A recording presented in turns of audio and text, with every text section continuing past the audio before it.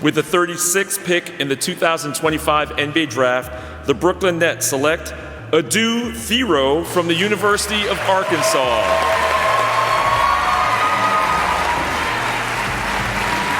I love this, that we get to see the moment that the call comes in. Adou led Arkansas in points and rebounds and steals, and this is a family of hoopers. His father played college ball under John Calipari for 4 seasons at Memphis before a series of health issues and injuries caused his playing career to be cut short. But his mom also played at Oklahoma City University and was drafted by the Washington Mystics in the W. So a lot of experience here. So this is a moment for the entire family. His sister, the first female player to dunk in Pennsylvania, a whole family affair. He says he's modeled his game after Derrick Rose when he was a kid. He played his freshman and sophomore seasons for Kentucky before going to Arkansas. And our Jonathan Gavoni calls him maybe the best dunker in this class alongside the number 3 pick, BJ Edgecombe. Well, the one thing about Adou Thiero is he plays hard, man. He's got a 7-foot wing. What up, Lakers Nation? Lakers Nation, salute to all of you. Purple and gold till we die. Purple and gold we ride. I bleed purple. My heart beats gold. It is and always will be. Lakers over everything. Welcome back to your Lowdown Daily Pod. This is your Lakers Over Everything Daily Podcast, the off-season edition. And yes, we are fully in the off-season. The Lakers have made their selection, their draft selection, and here we are, man. It is Friday, June 27th, as we sit and record this video. And free agency is 2 days away. Free agency begins on Monday. So we're going to push through the weekend, and then we are in free agency, man. We are in this thing, and the Lakers, we got some work to do. We're going to talk all about it in today's video, man. But first and foremost, I hope you guys are all doing well, and salute to you all, Lakers Nation. Are you excited, man? The Lakers, they got themselves a guy. Man. Yes. With the 36th pick in the second round of the NBA draft, the Lakers select Adou Thiero. Very excited about this guy, man. When I heard his name, first I'm sitting there watching. So let me tell you how it went down for me. So I had to do the stream for Bleacher Report, right? If you don't know, follow me over on Bleacher Report for Lakers Daily every Tuesday and Thursday. But last night I was given the charge, the responsibility, if you will, of breaking down the Lakers draft selection. So we know the Lakers came in at 55 yesterday. They moved up 10 spots. They did a deal with Chicago, moved up 10 spots, sent them $2.5 million, moved up to the 45th spot. So here we are. I'm sitting down watching the draft. I'm also sitting watching the Sparks game. the Sparks played Indiana last night, so I'm watching that. I'm thinking, okay, so we start at 30, so we got solid 15 picks before I have to hop on Bleacher Report. But we get to 36, and then here comes Shams, right? Malika Andrews of ESPN. Of course, ESPN is covering it. Malika Andrews is on there saying we have some breaking news. Here's Shams to break it down, and Shams says trade. And soon as he says that, I just jump up. I just knew. Soon as they said trade, I just knew that the Lakers moved up. I had said that the Lakers needed to move up. I thought we were moving up for a center, a big, but no. So Sham says that we have a trade to announce, and he says the Lakers. So now I'm scrambling. Trying to do a million different things at once. I'm trying to set everything up for the stream. And then I'm trying to, do my research on Adou Thiero. I knew a little bit about him. I heard his name before. But I'm just trying to do. So it was chaos, man. It was chaos. But nonetheless, 5 minutes later, we were live and we were breaking it down. And the more I talked about him, the more excited I got. So Adou Thiero, he's from Arkansas. He also played a couple of years at Kentucky. He went to Arkansas when John Calipari ended up going over to Arkansas. Remember, that was a big move. And Adou Thiero went over there with him. And you know, the guy is a dog. He's a legit dog. Man, I'm excited about this guy. He's an athlete, insane athletic ability. He comes from a family of hoopers. His father was a hooper. His father was also his coach. His father was a hooper. His mother played in the WNBA for Washington. His sister plays college ball. I think I think it said she was the first woman in the state of Pennsylvania to dunk. So yeah, it's a family affair with these guys. So it runs in their veins, and just very happy to get this guy. He's 21 years old. 6'6" or 6'8". He's a wing, you know, that 3-4 wing guy. And just the athleticism. The athleticism is insane. Uber athletic. He has a very high motor, high energy guy. Just an athlete. He's legit one of the best athletes coming out, you know, of this draft class, and definitely one of the best dunkers. So that's insane, and that's something that you need in today's NBA. You need a versatile guy. And he gives you that versatility. Defensively, he's a pest, man. He is a pest. He will be on you. And that's something that the Lakers just don't have, and something that they desperately need. You look at Indiana, you look at OKC, it seems like they had a ton of guys like that, a ton of versatile guys that they can throw out there and can do different things. And it's just something we don't have on the roster. I mean, you got it in Vando, I guess. Well, not I guess. Vando can be that. He's a pest. He's a disruptor. He's a force on the defensive end.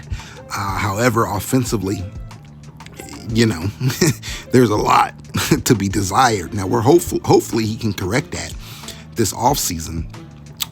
His offensive skill set, that can improve this offseason. We're talking about Vando now. You know, last summer he had the 2 surgeries on both feet, so he couldn't really develop his game offensively. But hopefully this summer he can get back to his old ways and improve offensively. And now you have Adou, a same type of guy, a defensive dog, a defensive pest. Just problems defensively, athletic, and just problems. He just proposes so many problems defensively. So now you have another guy that you can throw in there like that. But offensively, I think he's a little more polished than Vando. The one major flaw of his game, and that a lot of fans, you know, may question or wonder why they did it or why they selected him, is obviously the shooting. So he shot like 26% from 3. Low volume though. It wasn't a high volume in a college offense, Calipari's offense. So we're hoping that can get corrected here with the Lakers. I'm not going to get ahead of myself and say that, you know, he's this or he's that, or he's going to come in and be a starter and all that stuff and make a change, make a difference. We'll see. We'll see. It's a long summer, but the prospect of him is very, very good. I do believe that he can come in and give you some bench minutes, right? Be a guy off your bench just because what he does defensively. He's definitely an NBA ready guy. Again, the shooting. You have to be able to shoot in today's NBA. So that's something that we have to work on. But I looked at his shooting form. His shooting form looks good. It's not broke at all. I even saw something as I was digging into my research. The way he experienced a tremendous growth spurt, and his hands, you know, were getting bigger. So that may be something that caused, you know, some of the shooting or whatever. But nevertheless, we'll see if they can correct that. The Lakers, their staff, and everything else. We'll get this guy right, man. But I love the prospect. I love it a lot. And the Lakers love him. The Lakers moved up 19 spots. They moved up from 55 to 45 before the draft. And then during the draft, they struck a deal with Minnesota, sent more money, struck a deal with Minnesota to move up nine more spots from 45 to 36 to draft this guy.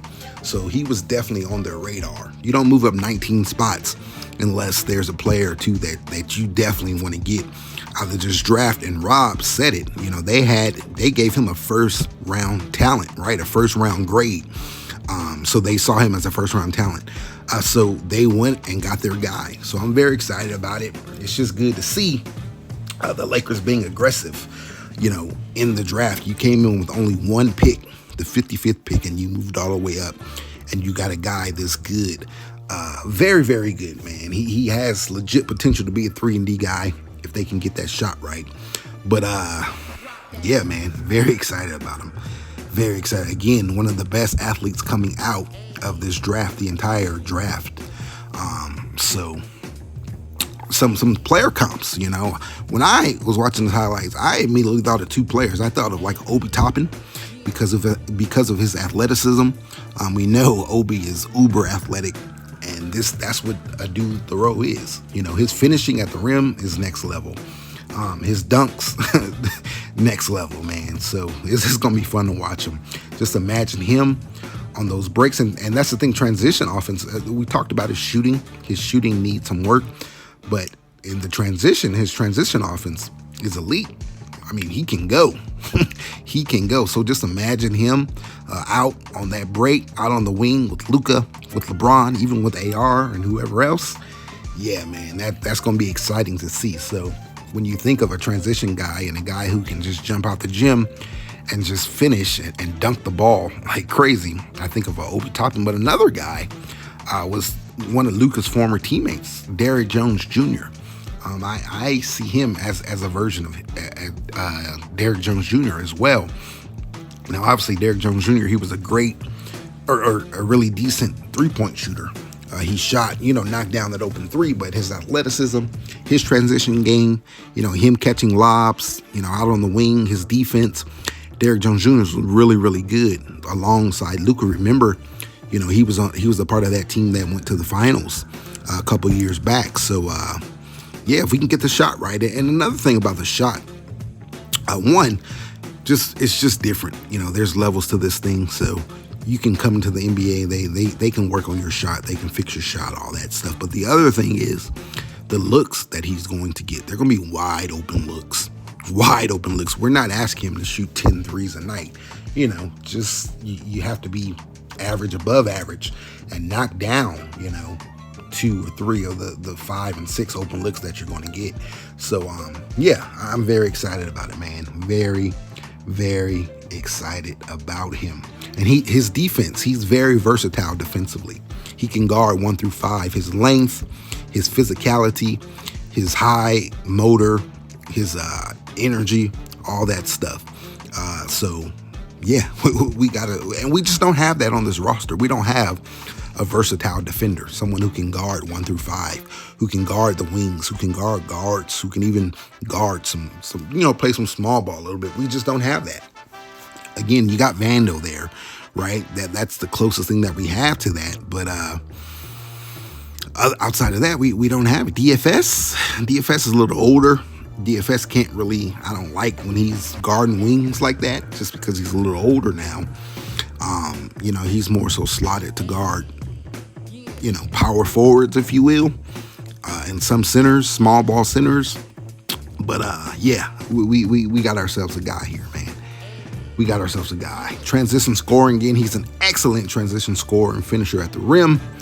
Then he can cut, his cutting, his slashing, which is very important on a Luka team. When Luka draws in those guys, you need someone who can move, who can slash, who can cut. And that's one of the things that Vando struggles at. Not only that, but the finishing at the rim more so.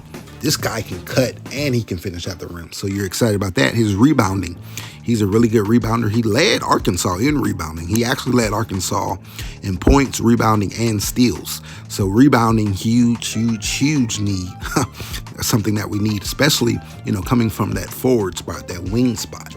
We need someone who can grab boards, who can crash the glass and grab boards. So very excited about that. And then 1.6, he averaged 1.6 steals at Arkansas.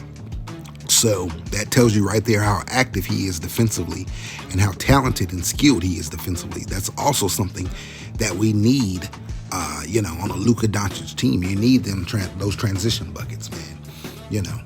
The best defense, the best offense is a good defense sometimes. And when you're not taking the ball out the net, That's really, really good. And one way to do that is to get steals. We saw that with OKC and Indiana, the way they can turn it on and pressure an offense. It's crazy, and just leads to so many buckets. It puts so much pressure on the other squad. So having a piece, that can do that, very, very exciting. So he's an elite defensive wing, and we'll see if we can get the shooting corrected. And if we can, then he can become a legit 3-and-D guy. So very excited about him, man, and very excited again that the Lakers were aggressive. They saw their guy and they moved up. And guess what? They didn't have to give up any future draft compensation to do so. I think that's a major win here, right?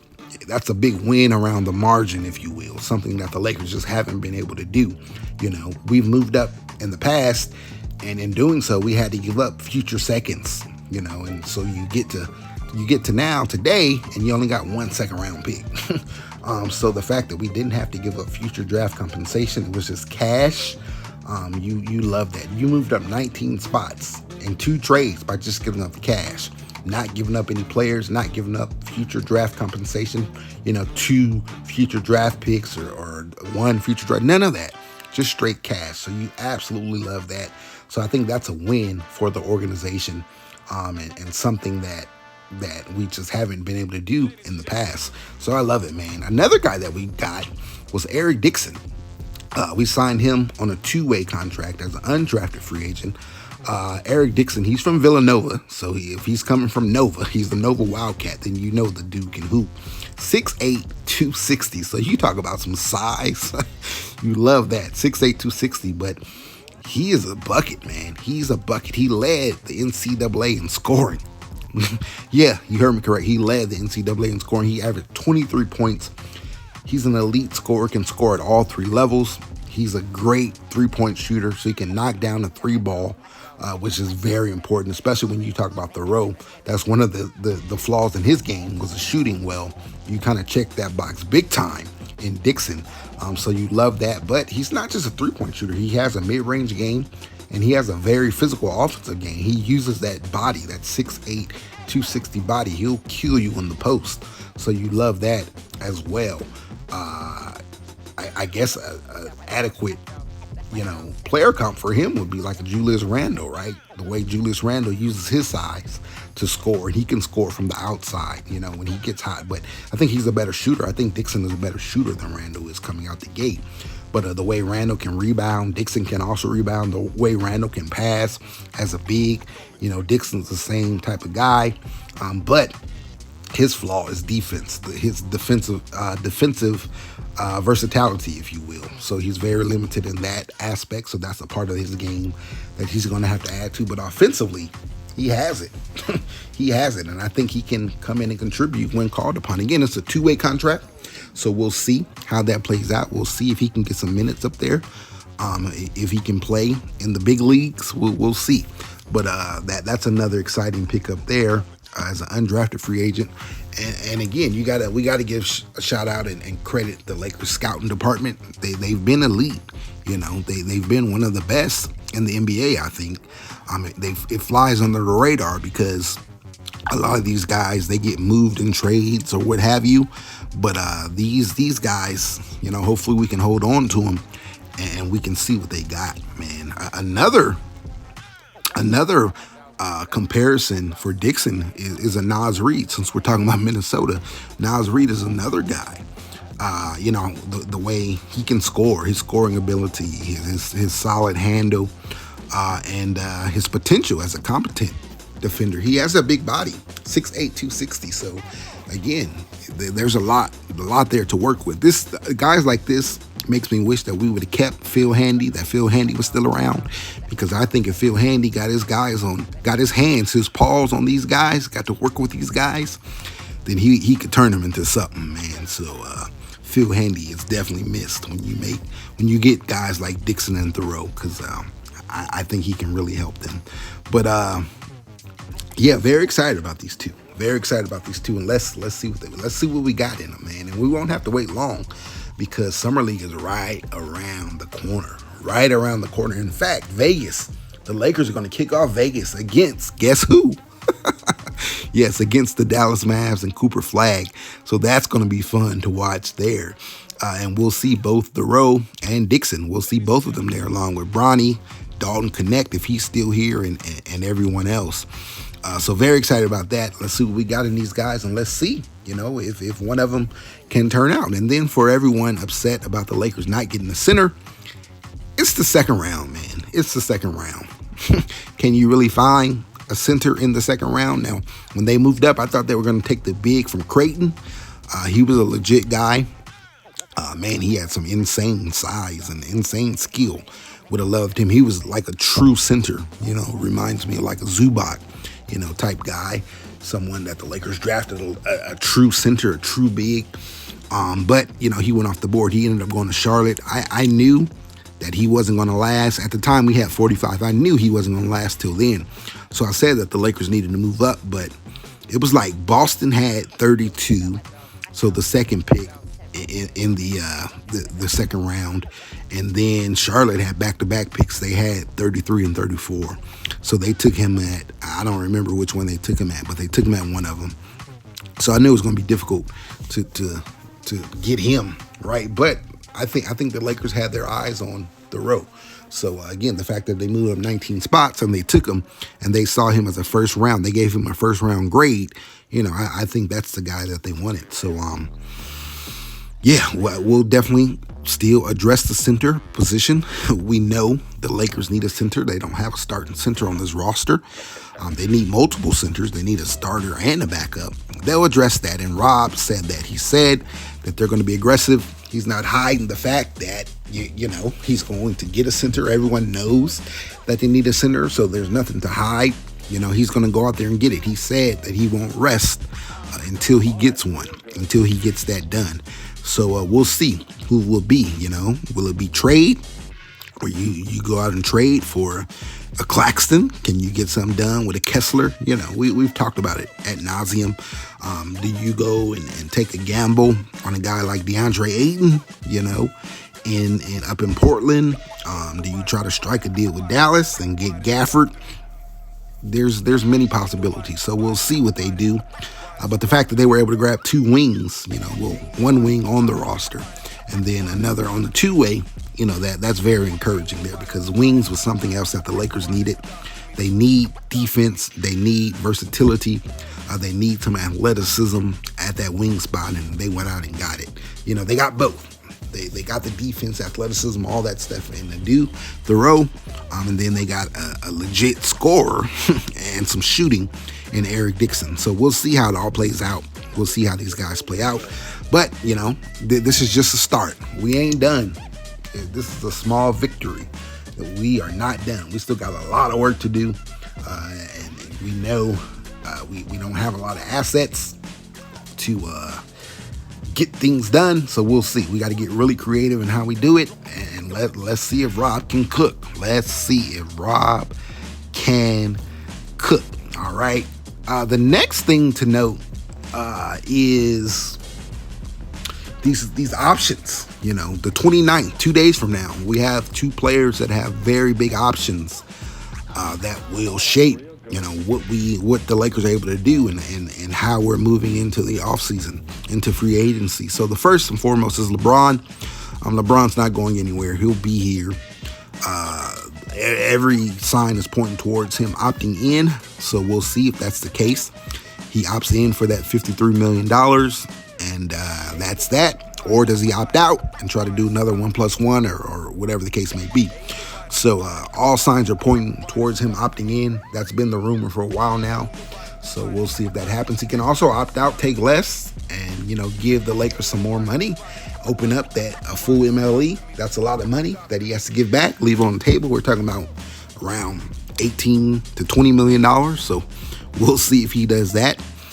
If he does that, who can the Lakers go out there and get? We'll see. But the even bigger name is, well, not bigger name. There's no bigger name than LeBron. But the more interesting decision is that of Dorian Finney-Smith, DFS. So I was firm believer that he would just either opt in or the Lakers would extend him. He's extension eligible right now. So right now, the Lakers can offer him an extension.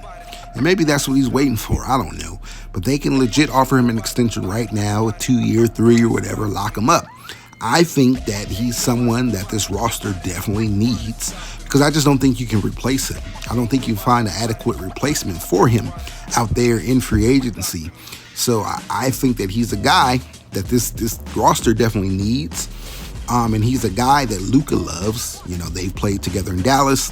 They were very happy to reunite in LA. And he contributed mightily for the Lakers this past season. And I think he can continue to do so moving forward. So he's a guy that I would love to keep on the roster. But there's been some word out there, rumors that he may potentially opt out and test free agency, which I don't see why he would do that. I just don't think there's a lot of money out there. There's not a lot of teams out there to spend money, especially contending teams. Now, Brooklyn has money. Of course, that's where DFS just came from. I can't see him going back there. I think Detroit has some money, so that's a contender. Or, you know, a legit, well, that's a team on the rise who can be, they're right there on the verge of becoming a contender. Maybe they look at that, or one of these other teams could shake up some cash and make him available, or make some space available to land at DFS. But I just think that in LA, it's a great marriage for him, right? LA wants him. You got Luka here, you got LeBron here. They both love him. He loves being here, or so we thought. So I just for sure thought that he would stay. But we'll see. We'll see how it all works out. If he does opt out, what does that mean for the Lakers? If he opts out and he leaves, then I guess the Lakers would have their full MLE available. That would free up the Lakers' full MLE, because that'll give them about $19 million. Remember, the full MLE is what, like 12 or what, $13, $14 million. So they would have that available to spend. But the thing is, who you're going to spend it on? One name that jumps out there immediately is Nicole Alexander-Walker from Minnesota. We're talking about Minnesota a lot in the stream. They're players. So is that enough money to get him? I like that. Another name is who else? Who else is out there? Nas Reed. I don't know if that's enough. I don't see Minnesota letting him go. I just don't know. I think it's a major gamble. And it'll set the Lakers back a little bit. But we'll see. We'll see how that all plays out. Again, I think that they'll get a deal done with DFS. I think that they'll extend him. Or worst case scenario, he'll just opt in, collect the $15 million for this year. And then, next year, when teams will have a little bit more money to spend, he'll test free agency then. But we'll see how that all plays out. But that is a very significant piece that the Lakers do have to address, and we should know all this weekend. Again, the deadline for these guys to opt in or opt out is for everyone, not just our Lakers players, but for everyone. The deadline for player options and team options, it's Sunday, right before free agency on Monday, so Sunday the 29th. So again, we'll know this weekend what they'll do, if we'll have DFS or if we won't, or whatever the case may be, and also what LeBron's going to do. And then also, the Lakers do have a team option on Jordan Goodwin. It's not a lot of money, a vet minimum, so I do believe that they'll pick that up, and he'll remain and be just be a guy at the end of that bench to provide some defense and to provide also some depth, right? Something that the Lakers just didn't have last season. So there it is, man. I think those are the major things. And of course, we're watching, we're listening, see if the Lakers strike a trade. Free agency kicks off Monday, 6 p.m. Eastern Time, 3 p.m. Pacific. So of course, we'll be here to talk all about it. We'll all be watching, listening, tuning in. So again, it's going to get wild. So make sure, you got your phone with you. Make sure you got those alerts ready, fired up, whatever the case may be. You got your ear pods, whatever. It's going to get wild, man. It is going to get wild. Draft day was wild. Night one was wild.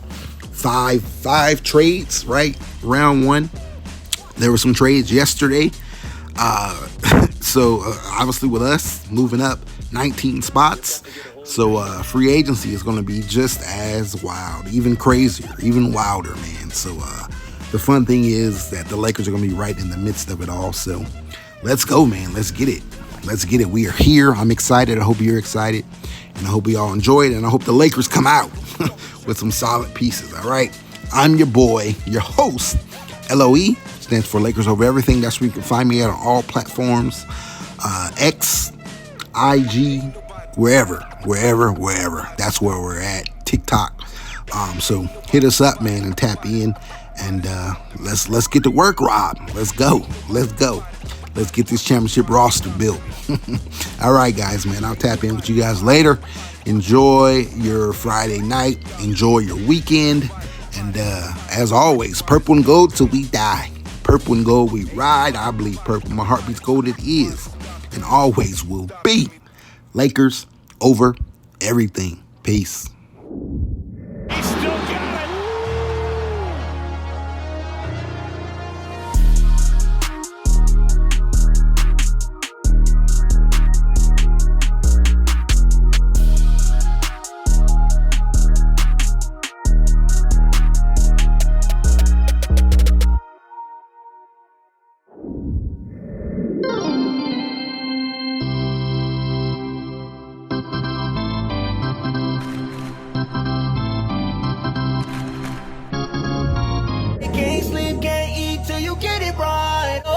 All my life, I've been grinding all my life. Sacrifice, gotta pay that. Pay the price. Can't be real, but I'm living the life. All my life, I've been grinding all my life. Lakers, baby.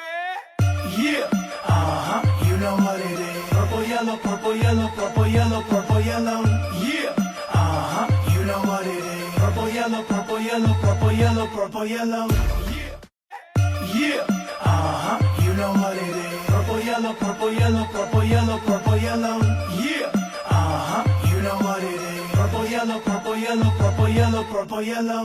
Yeah. I'm a Laker till I die. Rest in peace, Chick Hearn. 93-70. This game's in the Admiral refrigerator. The door is closed. The lights out. Butter's getting hard. The eggs are cooling, and the Jell-O is jiggling. Been jiggling for a long time. Mama didn't raise no failure. It's the water.